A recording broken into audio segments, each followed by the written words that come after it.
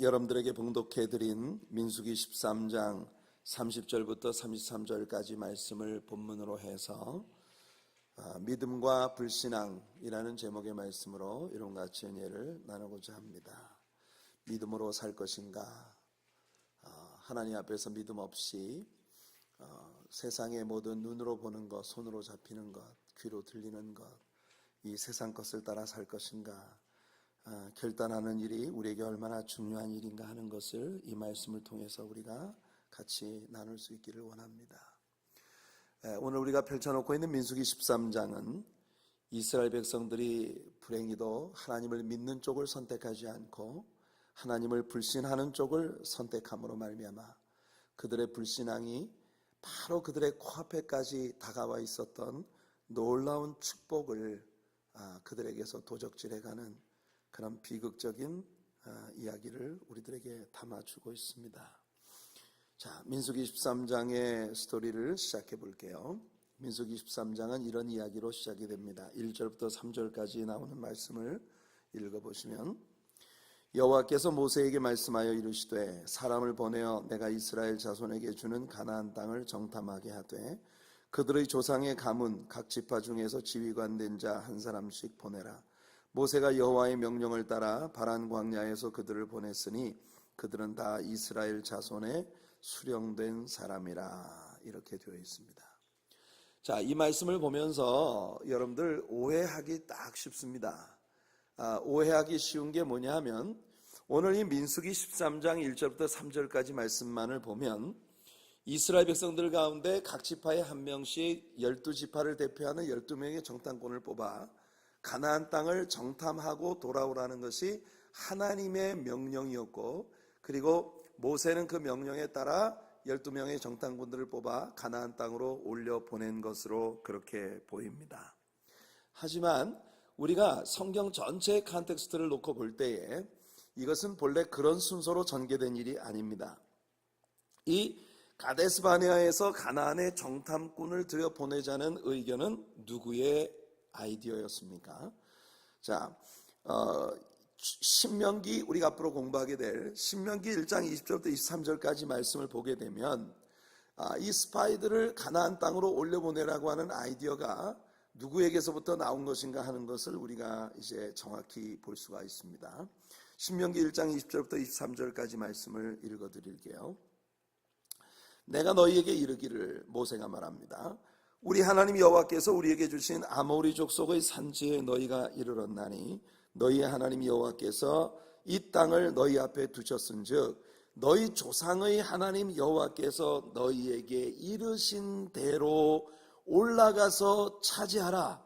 두려워하지 말라. 주저하지 말라. 한즉 너희가 다 내 앞으로 나와 말하기를, 우리가 사람을 우리보다 먼저 보내어 우리를 위하여 그 땅을 정탐하고 어느 길로 올라가야 할 것과 어느 성읍으로 들어가야 할 것을 우리에게 알리게 하자 하기에 내가 그 말을 좋게 여겨 너희 중 각 지파에서 한 사람씩 12를 택했다고 이렇게 말하고 있는 것을 봅니다. 자, 이 두 말씀을 연결지어서 우리가 종합해 보면 스토리는 이렇게 전개되는 것입니다. 본래 여호와 하나님께서는 이스라엘 백성들에게 이 땅을 내가 너희 앞에 두었다. 그 말은 이 땅은 다 너희 것이다. 자, 이 땅으로 올라가라. 가서 이 땅을 차지해라. 하나님의 명령은 아주 심플했다는 것을 우리들에게 보여주고 있는 것입니다. Just go up. Take the cities. Don't be afraid. Do not hesitate. 하나님께서 이스라엘 백성들에게 그렇게 분명하게 말씀하셨어요. 그냥 올라가기만 해. 그리고 그 땅을 그냥 취해라. 뭐 싸워서 이겨라, 가면 무슨 대적들이 많을 것이다, 이런 말씀도 일체 없이 그냥 올라가서 취해라. 두려워 말아라. 주저하지 말아라. 하나님은 그렇게 아주 단순하게 명령을 내리신 것이에요. 그런데 이스라엘 백성들이 하나님 앞에 불평을 합니다. 우리가 뭘 믿고 올라가요? 우리가 그 땅에 어떤 사람들이 사는지, 그 땅이 어떻게 생겼는지, 어디로 가야 안전하게 갈 수 있는지, 어느 성읍을 먼저 공격을 해야 우리가 이길 수 있는지, 이런 계산도 없이 어떻게 우리가 무턱대고 올라갈 수 있습니까? 그러니 우리들 가운데 각 지파에 한 명씩 대표를 뽑아서 12명의 정탐꾼을 올려보냅시다. 그들이 그 땅을 다 탐지하고 와서 우리들에게 주는 보고에 따라 움직입시다. 이렇게 사람들이 이야기를 했다는 것입니다. 그래서 모세가 하나님께 나아가 하나님 앞에 말씀합니다. 하나님, 이 백성들이 그냥은 못 가겠다는데요, 가서 봐야 되겠답니다. 12명의 정탐꾼을 뽑아 올려보내자고 하는데 어떻게 할까요? 그랬더니 하나님께서 그래, 그들의 말대로 해주어라, 그렇게 말씀하셨다는 겁니다. 여러분, 하나님은 이미 우리가 지금까지 공부해온 모든 말씀 가운데서 여러 차례에 걸쳐서 그 땅에 어떤 족속들이 사는지, 그들이 어떤 우상들을 숭배하는지, 그들이 문화적으로 얼마나 타락해 있는지, 그래서 하나님께서는 이스라엘 백성들을 들어 그들을 징계하시고 그 땅을 이스라엘 백성들에게 완전히 내어주실 것이라고 하는 이런 말씀을 수도 없이 벌써 이스라엘 백성들에게 이야기해 주신 거예요. 근데 문제는 뭐냐면 이스라엘 백성들은 하나님의 말씀만 믿고 올라가기는 싫다는 겁니다. 자기들의 눈으로 직접 봐야 되겠다는 거예요. 보면 어떡할 건데요, 벌써 가나안 입구까지 온 사람들이 가서 보고 만일 그 종족들이 자기들보다 강하면 어떡하겠다는 겁니까? 돌아가겠다는 건가요? 지금까지 이스라엘 백성들이 여기까지 오는 동안 하나님께서 그들을 인도해 주지 않으셨습니까? 홍해를 가르시고 반석에 생수를 내시고 마라에 쓴물을 달게 하시고, 아말렉과 싸울 때는 정말 전혀 훈련되지 못한 오합지졸의 병사들을 이끌고 말도 안 되는 싸움에서 엄청난 대성을 거두게 하신 건 주님이 아니셨습니까? 그러니까 그들이 여기서 선택할 수 있는 것은 한 가지입니다. 하나님을 믿고 가는 거예요. 하나님이 그렇다고 말씀하시면 그렇다고 믿고 가면 되는 거예요. 그런데 이 이스라엘 백성들은 하나님을 믿는 쪽보다 하나님을 불신앙하는 쪽을 선택한 것입니다. 그래서 하나님께서는 가나안 땅에 정탐꾼을 올려보내자고 하는 백성들의 말을 그냥 허락해 주신 거예요. 그래, 니들 마음대로 한번 해봐라, 그렇게 말씀하신 것입니다. 여러분, 우리는 분명히 배워야 합니다. 하나님께서 내 삶에 허락하셨다고 해서 그것이 다 우리에게 유익을 주는 궁극적인 하나님의 뜻은 아니라는 것이에요. 때로 우리가 하나님 앞에 마구 고집을 부리고 때를 쓰면 하나님께서 허락하십니다. 하지만 그렇게 허락을 받아낸 것이 우리에게 다 유익한 것만은 아니라는 것을 우리는 알아야 합니다. 나중에 민수기 22장을 보시게 되면 선지자 발람의 이야기가 나오는데, 이 발람의 스토리가 우리들에게 이 사실을 아주 분명하게 보여주죠. 모압왕 발락이 발람에게 큰 뇌물을 보냈습니다. 그리고 발람을 초청해서 네가 이 모압 평야에 와서 이 모압 평야에 진치고 있는 이스라엘 백성들을 좀 저주를 좀 해줘라. 그렇게 발락이 모압 왕 발락이 발람에게 사람들을 보냈습니다. 발람은 신기한 사람이었어요. 우리가 나중에 이제 좀 있으면 민수기 20장에서 이 발람이라는 인물을 우리가 배울 겁니다만은, 이 사람은 하나님의 음성을 듣기도 하면서 동시에 마귀도 숭배하는 아주 좀 이렇게 이중적인 그런 성향을 지닌 특별한 인물이에요. 자, 이 발람이 하나님께 나와서 묻습니다. 하나님, 제가 올라갈까요? 당연히 하나님의 대답은 no입니다. 가지마, 안 돼. 그 이스라엘은 내 백성들이야. 이스라엘 백성들은 내가 축복 주는 백성들이야. 어디 네가 올라가서 그 백성들을 저주한다고 해? 가지마, 안 돼. 그런데 발람이 이렇게 소식을 전하자 모압 왕 발락이 이번에는 더 많은 사신들에게 더 많은 약대에다가 엄청난 뇌물을, 더 많은 금은 보화를, 뇌물을 주어서 발람에게 사람들을 다시 보냅니다. 그래가지고 발람에게 와서 한 번만 이스라엘 사람들을 저주해 주라 얘기합니다. 발람이 하나님께 또 나갔습니다. 하나님께 또 나가서 하나님 앞에 여쭙기를, 하나님, 진짜 안 될까요? 한 번만 갔다 오면 안 될까요? 한 번만, 딱 한 번만 갔다 올게요. 그러니까 하나님께서 가라 그러십니다. 이것을 하나님의 허락이라고 믿고 발람은 길을 떠납니다. 근데 이게 웬일입니까? 천사가, 하나님이 보내신 천사가 길 앞을 검을 들고 버티고 서 있는 거예요. 오기만 하면 죽는다. 근데 발람은요, 뇌물의 눈이 어두워서 못 보는 거예요. 근데 발람을 태우고 가던 나귀가 그걸 보고는 나귀가 안 간다고 뻗팅깁니다. 그러니까 발람이 때렸어요. 그래가지고 이 나귀가 옆에 이런 그 계곡 그 바위 옆에 가가지고 막 안 간다고 비비적대니까 발람의 이 발이 바위에 막 쓸려가지고 막 너무 아픈 거예요. 그러니까 이 나귀를 또 때렸어요. 왜 안 가? 이놈이 왜 고집을 부리고 안 가? 빨리 가! 막 때렸어요. 그러니까 참 하다못해 이 발람을 태우고 가던 나귀가 입을 열어가지고 발람한테 따집니다. 아주 제법 합리적으로 따집니다. 야, 이 나쁜 사람아, 내가 당신을 섬기는 지난 날들 동안 내가 당신에게 이렇게 한 적이 있었느냐? 어떻게 내가 보는 걸 너는 못 보냐? 네가 내가 뭘 잘못했다고 나를 3번이나 때려? 자기를 때린 횟수까지 따집니다. 내가 뭘 잘못했다고 나를 3번이나 따려? 이 바보 같은 놈아. 그때서야 발람이 하나님께서 눈을 열어주셔서 보니까 천사가 앞에 검을 들고 서 있는 거예요. 하나님의 종이라도 물질의 눈이 어둡고 세상 탐욕의 눈이 어두우니 짐승만도 못한 존재가 됩니다. 발람을 통해서 우리가 배우는 것은 바로 그겁니다. 하나님이 허락하신다고 해서 그게 다 하나님의 뜻은 아니라는 거예요. 때때로 하나님의 백성들이 하나님 앞에 나와서 너무나 떼를 쓰고 막 어거지를 부리고 막 한번 해보겠다고 하나님 앞에 나와서 막 떼굴떼굴 뒹굴면 하나님께서 마지못해서 하나님의 뜻이 아닌데도 불구하고 그래 알았어 한번 해봐. 한국 사람도 유행하는 말이죠. 네 마음대로 하세요. 그래서 그럼 네 마음대로 한번 해봐. 성도 여러분, 이스라엘 사람들은 하나님께 그렇게 떼를 쓰고 있었던 것이에요. 왜 안 됩니까? 우리가 가서 한번 눈으로 봐야 되겠습니다. 떼를 쓰니까 하나님의 원래의 뜻은 그냥 믿고 올라가는 것이었어요. 그런데 이스라엘 사람들은 보지 않고는 못 믿겠다는 것입니다.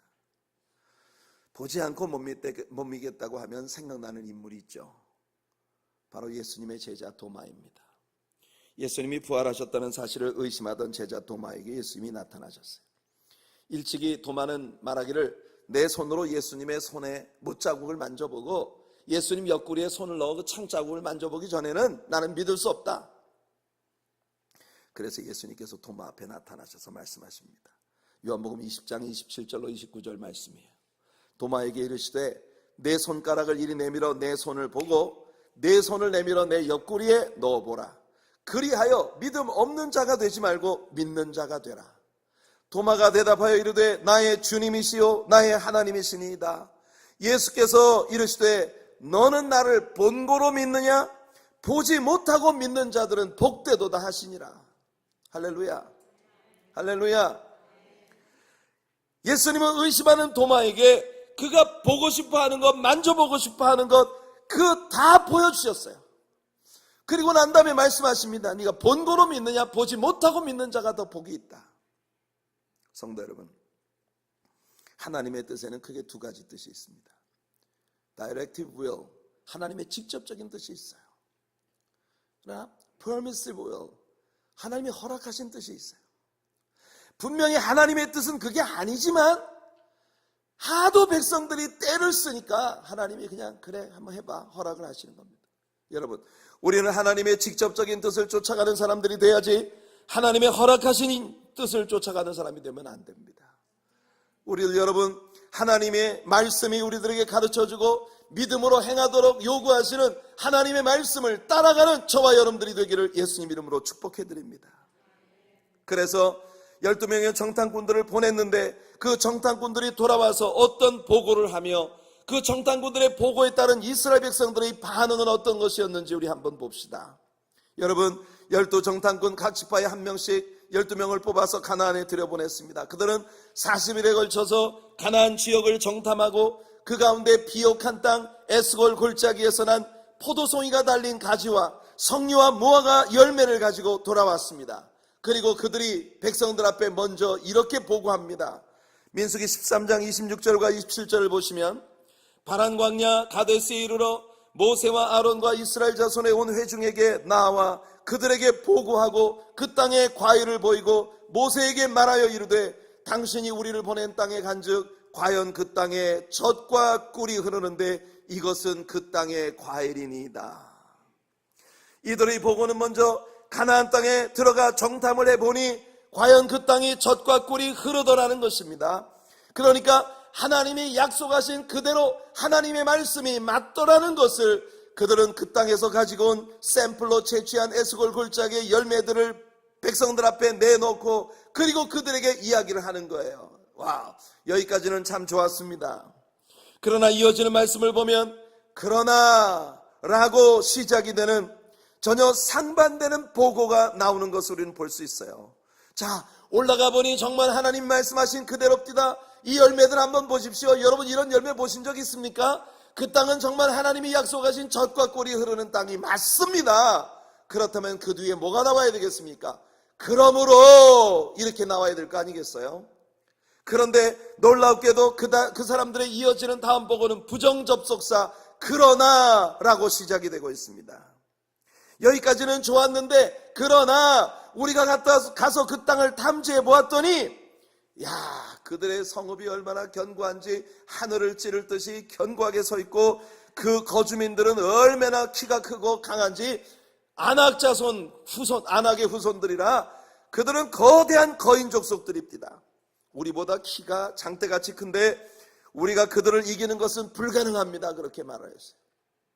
갈렙에 나서서 우리가 그렇게 부정적으로 볼 일이 아닙니다. 여기까지 우리와 함께 하신 하나님 우리를 도와주실 것입니다. 곧 올라가서 그 땅을 취합시다. 우리가 능히 이길 것입니다. 라고 그렇게 부르짖지만 갈렙의 의견은 다수결에서 밀렸습니다.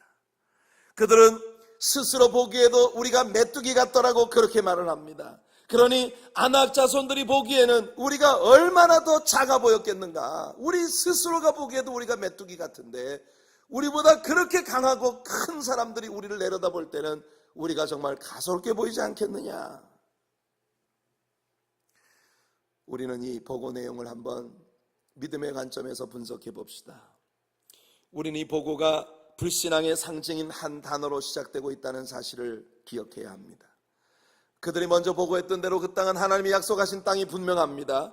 하나님께서 그곳 원주민들로부터 그 땅을 빼앗아 이스라엘 백성들에게 주겠다고 약속을 하셨으니까 그러므로 우리는 하나님의 약속대로 올라갑시다 라고 해야만 합니다. 그런데 그들은 그러나 라고 말하고 있습니다. 그들이 그러나 라고 말하고 있는 이유가 무엇일까요? 하나님을 믿을 수 없다는 것입니다. 저는 말입니다, 많은 경우에 우리 성도님들과 상담을 하면서 우리 성도님들에게서 그런 모습을 봅니다.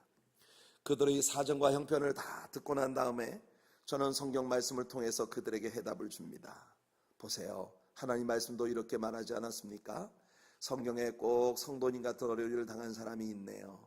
그런데 그 사람에게 하나님이 이렇게 축복하지 않았습니까? 라고 위로합니다. 여러분, 많은 경우에 성도님들이 제일 먼저 하는 이야기가 뭐냐 하면 바로 그러나예요. 목사님, 아브라함의 경우는 그렇지만 그러나 그게 나한테도 그렇겠습니까? 다윗에게는 그렇겠지만 그게 나한테도 적용이 되겠습니까? 성경에 그렇게 얘기하고 있으니 믿어야 됩니다만은 그러나 나는 믿음이 없습니다. 여러분, 왜 우리들에게는 다른 사람에게는 다 역사해 주시는 하나님이 나의 경우는 안 된다고 하는 생각을 갖는지 모르겠어요. 하나님은 여러분들의 케이스에도 욥에게처럼 에스더에게처럼 바울에게처럼 역사하실 수 있다고 믿습니다. 성경이 우리에게 주고 있는 모든 약속들이 저와 여러분들의 생에서 그대로 성취될 수 있다는 것을 저는 믿습니다. 많은 때 우리는 하나님의 확신으로 일을 시작해 놓고는 도중에 되어지는 여러 가지 일들을 바라보다가 믿음이 떨어져서 그만 용기를 잃어버리고 믿음 없는 자가 되어 끝까지 하나님이 서 있으라는 자리를 지키지 못하는 경우가 많다는 것입니다. 이럴 때 우리는 이 말씀을 기억해야 합니다. 욥기 23장 10절로 14절이에요. 오늘도 우리가 함께 찬양한 찬양이죠. 그러나 내가 가는 길을 그가 아시나니 그가 나를 단련하신 후에는 내가 순금같이 되어 나오리라. 내 발이 그의 걸음을 바로 따랐으며 내가 그의 길을 지켜 치우치지 아니하였고 내가 그의 입술의 명령을 어기지 아니하고 정한 음식보다 그의 입의 말씀을 귀히 여겼도다. 그는 뜻이 일정하시니 누가 능히 돌이키랴. 그의 마음에 하고자 하시는 것이면 그것을 행하시나니 그런즉 내게 작정하신 것을 이루실 것이라. 이런 일이 그에게 많이 있느니라. 여러분, 욥의 말을 들어보세요. 우리가 가는 길을 하나님이 다 알고 계시다고 욥은 선포하고 있습니다. 할렐루야. 그리고 그 하나님은 우리의 길에 있어서 모든 장애물들을 모두 사용하셔서 반드시 우리를 정금 같은 신앙인으로 나오게 할 거라고, 정금 같은 신앙의 승리자가 되도록 만들어 주실 것이라고 욥은 믿고 있는 것입니다. 욥이 시련 가운데서도 뒤로 물러서지 않는 건 바로 이 믿음이 있기 때문인 것이에요. 하나님은 하고자 하시는 것이면 그것을 반드시 행하시는 분이시다. 그러므로 하나님이 내게 작정하신 그 모든 것들은 반드시 이루어질 것이다. 욥은 그걸 믿었다는 것입니다. 14절에 보면 욥이 재미있는 고백을 하고 있어요. 이런 일이 그에게 많이 있느니라. 저는 욥의 이 말씀에서 제일 사랑스러운 말씀이 바로 여기에 있습니다. 이런 일이 그에게 많이 있느니라. 어떻게 이렇게 천연덕스럽게 말할 수 있는 거죠? 욥이 지금 받고 있는 고난과 역경이 어떤 종류의 것인지 여러분들 다 알지 않습니까? 모든 재산을 하루아침에 상실했습니다. 아들, 딸 11명을 하루아침에 잃었습니다. 와이프도 자기를 저주하고 떠나갔습니다. 머리에서 발끝까지 악창이 나서 온몸에 성한 데가 없습니다. 삶은 온통 상처뿐이고 삶은 절망과 정말 말할 수 없는 좌절로 가득한 것이었는데, 그런데도 불구하고 욥은 마치 남의 이야기 하듯 말합니다. 하나님은 원래 그런 분이에요. 하나님은 그의 정하신 뜻을 반드시 이룰 것이에요. 하나님께는 이런 일이 많이 있습니다. 여러분, 성경에 나오는 다른 사람들에게 승리를 주셨던 것처럼 하나님은 오늘을 사는 우리에게도 궁극적인 승리를 주실 것이라는 걸 믿어야 합니다. 그것이 욥의 신앙이었던 것이에요. 이런 일들을 하나님은 많은 사람에게 행하셨고 또한 내게도 행할 것입니다. 그 믿음을 욥은 가지고 있었다는 것이에요. 여기 열 정탐꾼들의 보고 속에 오늘날의 많은 크리스천들의 심경이 담겨 있다는 것을 저는 봅니다. 이 정탐꾼들은 가나안을 탐지하고 난 다음 돌아와서 그들이 이렇게 보고를 했어요. 가보니 정말 좋기는 좋습니다. 그러나 올라갔다간 우리는 죽음입니다. 많은 사람들이 예수를 믿기 시작하면서 예수님을 믿음으로 우리가 얻을 수 있는 것들이 어떤 것인가를 탐지하기 시작하죠. 야, 예수를 믿고 이런 것들을 얻는다는 건 너무 좋은데, 성경이 예수님을 믿는 사람에게 이런 복을 주신다고 약속하신 건 너무 좋은데, 그런 축복을 받기 위해 막상 내가 신앙생활을 하려면 그 안에서 내가 너무 많은 걸 포기해야 하고 너무 많은 위험을 감수해야 하고 너무 많은 희생을 감수해야만 해. 내가 너무나 아끼고 사랑하는 많은 것들을 내려놓아야만 해. 그러니까 내가 정말 신앙인으로 살 것인지 아니면 불신자로 살 것인지 결정하기가 너무 어려워. 이것이 오늘날 교회 안에 있는 많은 사람들의 모습이 아닌가요? 그러나 우리는 바울 사도의 말을 들어야 합니다. 우리가 지금 받는 고난은 장차 다가올 영광과 좋기 비교할 수 없다고 선포하고 있습니다. 바울은 우리가 믿음을 갖기만 한다면 이 정탐꾼들처럼 낙담하지 아니할 것이라는 걸 선포합니다. 사방으로 우겨쌈을 당하여도 쌓이지 아니하는 우리들, 거꾸로 뜨림을 당하여도 망하지 아니하는 우리들, 온갖 핍박과 박해 가운데에서도 믿음으로 예수님의 승리를 내 것으로 만들 수 있는 것이 바로 믿음의 사람들이라는 것입니다. 그래서 바울은 선포합니다. Not by sight, but by faith. 여러분, 우리는 눈으로 보는 것으로 사는 것이 아니라 믿음으로 사는 사람들이 되어야 한다는 것이에요. 조금만 더 참고 견딥시다. 이 고난 중에도 나와 함께 하시는 주님을 우리가 조금만 더 바라보고 견딜 수 있다면 지금의 고난과는 비교할 수도 없는 놀라운 영광과 축복의 선물들을 하나님이 우리를 위해 내려주실 것이에요. 우리는 이 10명의 정탐꾼들의 보고 가운데에서 재미있는 말을 하나 발견합니다. 그것은 바로 오늘 본문 33절에 나왔던 바, 우리가 스스로 보기에도 메뚜기 같으니 그들이 보기에도 필경 그와 같았을 것이라는 말입니다. 우리 스스로 보기에도 우리가 메뚜기 같은데 우리보다 키가 큰 장대한 그 사람들이 우리를 내려다볼 때 어떻게 보이겠느냐는 거예요. 제가 몇 주 전에 우리 김화영 장로님이 대표 기도를 하시고 저 밖에 나가서 저하고 같이 이제 나오시는 성도님들 인사를 하고 있는데 우리 우 목사님이 나오시면서 김화영 장로님한테 농담을 하시는 걸 제가 옆에서 들었어요. 이렇게 악수를 하시면서 우리 김화영 장로님한테 우 목사님이 물으시더라고요. How's the weather up there? 그러시더라고요. 그러니까 김화영 장로님이 키가 크니까 지금 여기 낮은 곳에 있는 거하고 그 위쪽에는 기원이 지금 어떠냐고 물으시는데, 제가 옆에서 듣고 있다가 한참 웃었어요. 아마 이 가나안 원주민들을 보는 이 이스라엘 백성들의 느낌이 그런 것이었을 거예요. 창대같이 큰 그 사람 보면서 저 사람은 확실히 우리와 뭔가 차원이 다른 위치에 있다고 하는 어떤 위압감 같은 것이 그들에게 분명히 느껴졌을 것입니다. 이런 사람하고 우리가 어떻게 싸운단 말이야? 말도 안 돼. 그런데요, 과연 그랬을까요? 정말로 그렇게 창대같이 큰 가나안 원주민들이 이스라엘 사람들을 메뚜기처럼 취급하고 있었을까요? 여러분, 우리는 정말 놀라운 말씀을 성경에서 봅니다. 나중에 여호수아가 요단강을 건너서 2명의 정탐꾼을 여리고성으로 들여보냅니다. 그 여리고성에서 기생 라합의 경영하는 인에 들어갔어요. 여러분, 그때 기생 라합은 정탐꾼들에게 당시에 가나안 사람들이 이스라엘 백성들에 대해 어떤 생각을 가지고 있는지, 어떤 두려움을 가지고 있는지 이렇게 고백하게 됩니다. 여호수아 2장 9절로 11절에 나오는 말씀을 읽어드릴게요. 기생 라합의 말입니다. 들어보십시오. 말하되 여호와께서 이 땅을 너희에게 주신 줄을 내가 아노라.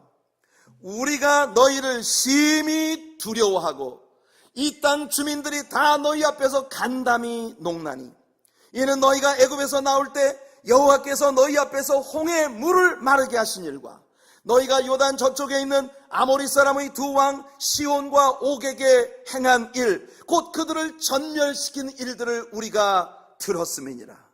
우리가 듣자 곧 마음이 녹았고 너희로 말미암아 사람이 정신을 잃었나니 너희의 하나님 여호와는 위로는 하늘에서도 아래로는 땅에서도 하나님이시니라. 할렐루야. 가나안 원주민들은 말합니다. 너희들 때문에 우리 백성들이 정신이 나가고 간담이 녹았다는 것이에요. 이스라엘 정탐꾼들은 가나안 사람들이 거인이라고 무서워하고 그들의 성벽이 하늘을 찌를 듯이 솟아있다고 두려워했고 그들이 우리를 내려다볼 때는 메뚜기처럼 보였을 것이라고 말했습니다. 그러나 놀라웠게도 정작 가나안 원주민들은 이스라엘 백성들이 무서워 떨고 있었다는 것입니다. 여러분, 이 이스라엘 백성들이 무서워하던 그 가나안 원주민들은 오히려 이스라엘 사람들이 애굽에서 나올 때부터 하나님께서 그들 앞에 홍해 바다를 갈라 육지같이 건너게 하시고 아말렉 군사와의 싸움에 대승을 거두게 하시고 반석의 생수를 내어 마시게 하시며 하늘에서 만나와 메추라기를 내려 먹게 하시고 그들의 가는 모든 길을 예비해 주시고 인도해 주신 모든 길을 듣고 그리고 간담이 녹았다고 말합니다. 그러니까 가나안 원주민들은 이스라엘이 시시각각 자기들에게 가까이 다가오는 것을 보면서 마음이 녹아내리고 있었어요. 큰일 났다. 이스라엘이 점점, 아이고, 오늘 또 몇 마일을 더 왔네. 아이고, 점점 더 가까이 오네. 이 이스라엘 사람들을 바라보면 가나안 사람들은 그냥 팔다리를 떨고 있는데 이스라엘 사람들은 가나안 사람들을 보고 떱니다. 둘이 마주보고 떨어요. 얼마나 많은 때 이것이 우리 신자들의 삶의 모습인지요. 여러분들 크리스천들은 사탄을 무서워합니다. 크리스천들은 하늘을 찌를 듯이 솟아있는 이 세상의 여러분 경제의 야성을 두려워하고 그리고 이 세상 사람들이 믿고 신봉하고 신뢰하는 그런 모든 이 세상적인 것들에 두려움을 갖고 있습니다. 우리는 가진 것도 아무것도 없고 별로 배운 것도 없고 내 편이 될 만한 사람도 별로 없는 것 같고 하늘과 땅 사이에 나는 혼자 있는 것 같은데 그래서 여러분 세상은 여러분들을 보고 무서워 떠는데 여러분들은 세상이 두려워서 둘이 마주보고 같이 떠는 거예요.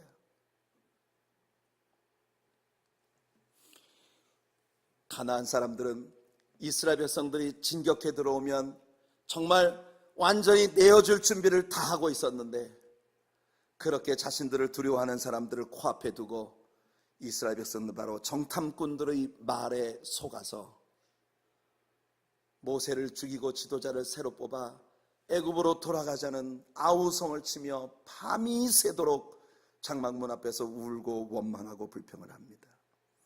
결국 무슨 일이 벌어집니까? 그 일로 말미암아 이제부터 남아있는 40년 동안에 남아있는 모든 시간을 그들은 광야에서 방황하게 됩니다. 생각해 보세요. 그들이 홍해를 건너서부터 가데스 바네아까지 오는 데는 아무리 넉넉하게 잡아도 1년 반밖에 안 걸렸어요. 시내산에서 1년을 머물렀으니까 애굽에서 시내산까지, 그리고 시내산에서 가데스 바네아까지 올라가는 모든 여정을 합한다 하더라도 1년 반 정도밖에 안 걸렸다는 겁니다. 그러면 40년 광야 생활에 남아있는 38년 반은 뭡니까? 여러분, 손바닥만한 신광야에서 그들은 믿음으로, 코앞에 하나님 약속의 땅을 두고 믿음으로 그 땅을 밟지 못함으로 말미암아 이 손바닥만한 신광야에서 올라갔다 내려갔다 상승했다 침체했다 일어났다 자빠졌다 똑같은 일을 반복하며 38년이라는 시간을 보내면서 결국 광야에 나온 1세대, 책임 있는 광야 1세대가 광야에서 다 죽을 때까지 그 모든 일행은 광야에서 헤매야만 됐던 것이에요. 이 얼마나 불행하고 비극적인 일입니까? 오늘날 이 세상을 살고 있는 많은 신자들의 모습이 그와 같습니다. 하나님의 축복의 언약을 코앞에 두고 하나님을 믿지 못함으로 말미암아, 온전한 신앙으로 나가지 못함으로 말미암아 정말 다람쥐 쳇바퀴 돌듯이 똑같은 자리에서 맨날 일어났다 자빠졌다 올라갔다 내려갔다 상승했다 침체했다 하루에도 12번씩 그렇게 곤두박질을 치며 그렇게 늘 절망과 좌절감 가운데서 야, 이런 식으로 예수 믿어 뭐하나 하면서 그냥 정처 없이 광야에서 헤매고 있는 그런 신자들의 모습을 볼 때가 정말 많다는 거예요. 여러분, 이 시점에서 여러분들이 마지막으로 절대 놓쳐서는 안 되는 부분이 있습니다. 기생 라합의 고백 가운데 가나안 사람들이 백성들을 두려워하는 이유가 무엇이었는지 여러분 놓치면 안 됩니다. 가나안 사람들이 이스라엘 사람들을 무서워하는 이유는 오직 하나, 여호와 하나님께서 그들과 함께 계시다는 것 때문이었습니다. 그러니까 가나안 사람들은 이스라엘 사람들 그 자체로만 본 것이 아니라 하나님이 함께 하시는 하나님의 백성으로 봤다는 거예요. 그러니까 가나안 사람들이 진정으로 무서워한 건 이스라엘 백성들이 아니라 이스라엘 사람들과 함께 하시는 그 하나님이 두려웠던 것이에요. 열 정탐꾼들이 가나안 사람들을 보고 무서워했던 이유가 뭡니까? 그것은 그들이 자신과 함께 하시는 하나님을 깡그리 잊어버리고 눈에 보이는 것으로, 손에 잡히는 것으로, 귀에 들리는 것으로 모든 판단을 내렸기 때문이었던 것이에요. 그래서 그들은 가나안 사람들과 자신을 비교해서는 안 되는 것이었습니다. 그들은 가나안 사람들과 우리와 함께 하시는 하나님을 비교했어야 하는 것이에요. 그렇다면 그들은 믿음으로 저 가나안 족속들이 우리보다 키는 조금 크지만 그 성벽들이 뭐 하늘을 찌를 듯이 멋지게 서 있지만 우리 하나님의 위엄 앞에서 저것들은 아무것도 아니야. 그럼 우리 이길 수 있어. 이런 믿음을 갖게 되는 것입니다. 오늘 저와 여러분들이 바로 그런 믿음을 갖게 되기를 축복합니다. 같은 정탐꾼으로 가나안을 염탐하고 돌아왔던 두 젊은이가 있었습니다. 그들은 10명의 정탐꾼들과 완전히 다른 보고를 하고 있는 것을 봅니다. 민수기 13장 여기 30절에 갈렙이 모세 앞에서 백성을 조용하게 하고 이르되 우리가 곧 올라가서 이 땅을 취하자 능히 이기리라. 민수기 14장 바로 그 다음 장 6절부터 10절 말씀을 보면 그 땅을 정탐한 자 중 눈의 아들 여호수아와 여분네의 아들 갈렙이 자기들의 옷을 찢고 이스라엘 자손의 온 회중에게 말하여 이르되 우리가 두루 다니며 정탐한 땅은 심히 아름다운 땅이라 여호와께서 우리를 기뻐하시면 우리를 그 땅으로 인도하여 들이시고 그 땅을 우리에게 주시리라. 이는 과연 젖과 꿀이 흐르는 땅이니라. 다만 여호와를 거역하지는 말라. 또 그 땅 백성을 두려워하지 말라. 그들은 우리의 먹이라. 그들의 보호자들은 그들에게서 떠났고 여호와는 우리와 함께 하시느니라. 그들을 두려워하지 말라. 그러나 온 회중이 그들을 돌로 치려 하는데 그때 여호와의 영광이 회막에서 이스라엘 모든 자손에게 나타나시니라. 보십시오. 여기 여호수아와 갈렙은 자신들 자체로만 보지 않았습니다. 여호와 하나님께서 함께 하시는 민족으로 자각하고 있었던 것이에요. 여러분들도 오늘 깨닫게 되시길 바랍니다. 여러분 절대로 혼자가 아닙니다. 여러분 자신이 아닙니다. 여호와 하나님이 함께 하시는 백성이요 하나님의 자녀들이라는 것이에요. 이것이 중요합니다. 여호수아의 말을 들어보세요. 여호와께서 우리를 기뻐하시면 우리를 그 땅으로 인도하시리라. 무슨 말입니까? 관건은 저 사람들이 얼마나 강하냐 문제 아니고 저 사람들이 대단하냐 문제 아니고 하나님이 우리를 기뻐하시느냐, 여기에 모든 문제가 있다는 것을 여호수아와 갈렙이 선포하고 있는 것이에요. 오늘날 우리 신앙인들에게도 마찬가지입니다. 하나님이 여러분들을 기뻐하시면 하나님께서 주 자신의 영광을 위하여 앞장서 가실 것입니다. 내게 돈이 없다는 게 문제가 아닙니다. 힘이 없다는 게 문제가 아닙니다. 명예가 없고 권세가 없고 세상 사람들이 흠모할 만한 어떤 좋은 것이 내게 없어도 하나님이 우리와 함께 하시면 우리는 승리할 수 있으니까, 하나님이 우리와 함께 하시는가? 나는 과연 하나님이 언제나 함께하고 싶어 하시는 하나님의 기뻐하심을 받는 자인가? 이게 우리가 판단해야 될 제일 중요한 관건이라는 거예요. 하나님은 오늘 여러분을 기뻐하십니까? 여러분들은 지금 하나님의 기뻐하심을 받는 자가 되고 있습니까? 여러분, 지금 우리 교회의 수가 중요한 게 아니고, 우리 교회 현실이 중요한 게 아니고, 우리 교회 모든 성도님들이 하나님 앞에 함께 엎드려 하나님을 기쁘시게 하는 자가 되기 위해 몸부림쳐야 할 때입니다. 정목사를 하나님이 기뻐하시면 하나님이 우리를 복 주실 것입니다. 우리 교회의 장로님들이 하나님이 기뻐하시는 사람들이 되면 우리 교회는 복받게 될 것입니다. 교회를 섬기는 모든 리더십들이 하나님을 기쁘시게 하면 우리는 잘 될 수밖에 없습니다. 이것이 성경이 우리에게 가르쳐주는 확실한 은혜예요. 여기서 여호수아라는 인물은 확실히 예수 그리스도의 명백한 그림자입니다. 여호수아라는 사람의 이름은 본래 호세아였어요. 우리 여러 차례 얘기했죠. 호세아는 salvation, 구원이란 말입니다. 모세가 여호수아의 이름을 앞에 여자를 하나 붙여줬어요. 여는 뭐냐면 야훼, 하나님의 이름입니다. 그래서 여호수아라고 하면 여호와는 나의 구원이 되신다, 혹은 나의 구원이 되시는 하나님이란 말이죠. 그 이름이 누구의 이름입니까? 마태복음 1장 21절에 가브리엘 천사가 요셉에게 현몽하여 선포합니다. 아들을 낳으리니 이름을 예수로 하라. 이는 그가 자기 백성을 그들의 죄에서 구원할 자임이라 하니라. 여러분, 자기 백성을 죄에서 구원할 자 예수, 바로 예수라는 이름은 히브리어의 여호수아라는 이름의 헬라어 버전입니다. 그러니까 여러분, 여호수아와 예수님은 동명이인이에요. 지금 이스라엘 백성 가운데 여호수아가 선포하는 것처럼 오늘 우리 하나님의 백성된 우리들 가운데 예수 그리스도께서 선포하시고 계십니다. 하나님이 우리와 함께 하신다고. 하나님을 기쁘시게 하기만 한다면 하나님이 우리를 도우셔서 이 위대한 일을 이루실 것이라고. 신자로서 세상을 살아가는 동안 여러분들의 최고의 관건은 뭐냐? 하나님이 지금의 나의 모습을 기뻐하실까? 여러분, 이것을 생각하십시오.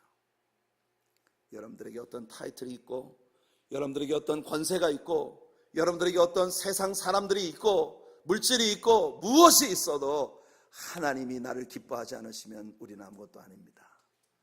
그러나 반대로 내가 이 세상에 흠모할 만한 그 어떤 것도 가지고 있지 못하고 있다 하더라도 어떤 다른 사람들보다 어떤 어드밴티지도 갖고 있지 못하다 하더라도 여호와 하나님이 나를 기뻐하시면 우리는 모든 것을 할 수 있습니다. 기억합시다. 여러분은 지금 여러분과 함께 하시는 하나님을 현실로 느끼고 계시는지요? 우리는 하나님이 함께하는 백성들입니다. 하나님을 기쁘시게 하는 우리가 되고, 신앙과 불신앙, 믿음과 불신앙의 차이는 바로 여기에 있는 것입니다. 여러분, 하나님을 신뢰하십니까?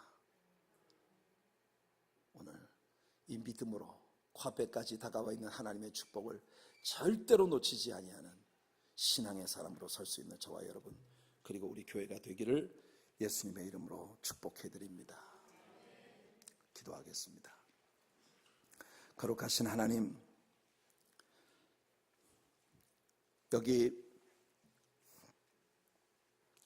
가데스 바네아까지 가서 하나님이 약속하신 축복의 땅을 코앞에 두고 그 땅에 들어가지 못하고 도리어 38년 반이라는 기나긴 시간을 광야에서 헤매다가 죽어간 불행한 불신앙의 사람들의 모습을 우리가 보았습니다. 역사를 통해 교훈을 받지 못하는 우리가 되지 않게 하여 주옵소서. 지금 내가 하고 있는 일이 하나님을 기쁘시게 하는 일인가? 여기에 최고의 관건이 있다는 사실을 우리 모두 잊지 않게 하여 주옵소서. 내가 이런 생각을 품는 것이, 내가 이런 말을 하는 것이, 내가 내 인생을 이런 시각으로 바라보는 것이 과연 하나님을 기뻐하시게 하는 일인가? 아버지, 여호수아와 갈렙이 선포했던 것처럼 우리가 우리 될 수 있는 건 우리와 함께 계시는 하나님 때문이니 언제나 우리와 함께 하시는 하나님을 현실로 인식하며 살아가는 믿음의 사람들이 되게 하여 주옵소서. 환경을 바라보고 두려워하지 않게 하시고 눈에 보이는 것, 손에 잡히는 것, 귀에 들리는 것 바라보고 떨지 않게 하여 주시옵소서. 주께서 약속하신 그 땅으로 믿음으로 전진해 나갈 때 수많은 성벽들과 저 거친 사람들 내 앞에 우리를 두렵게 하지만 오직 주님을 신뢰함으로 그 땅을 정복해 나가는 믿음의 사람들이 되게 하여 주옵소서. 갈렙이 선포했던 것처럼 우리도 주님께 고백하며 나가기 원합니다. 이 산지를 내게 주소서. 아버지 영광을 위하여 이 산지를 내게 주시옵소서. 하나님의 사랑교회가 그 믿음으로 서는 교회가 되게 하여 주시옵소서. 예수님의 이름으로 간절히 기도하옵나이다. 아멘. 우리 정성껏 준비하신 11조 헌물들로 하나님 앞에 경배하며 주보의 11페이지에 나와 있는 찬양을 우리 함께 드리겠습니다. 주님이 주신 땅으로 한 걸음씩 나아갈 때 수많은 적들과 견고한 성이 나를 두렵게 하지만 주님을 신뢰함으로 주께서 주시는 담대함으로 큰 소리 외치며 나아가는 우리들이 되기를 원합니다. 이 산지를 내게 주소서. 우리 찬양을 고백하며 함께 나가십시다. 주님이 주신 땅으로 나아갈 때에 수많은 적들과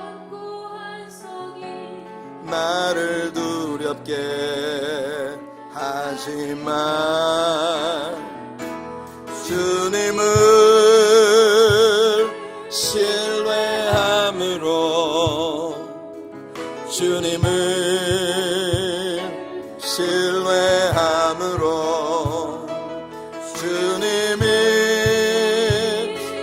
주시는 담대함으로 큰 소리 외치며 나아가네.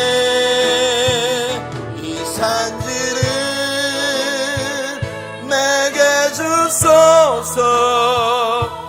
그날에 주께서 말씀하신 이제 내가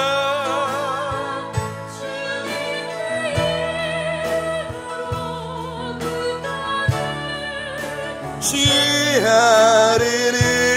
이 산지를 내게 주소서. 산지를 내게 주소서. 그날에 주께서 말씀하신 이제 내가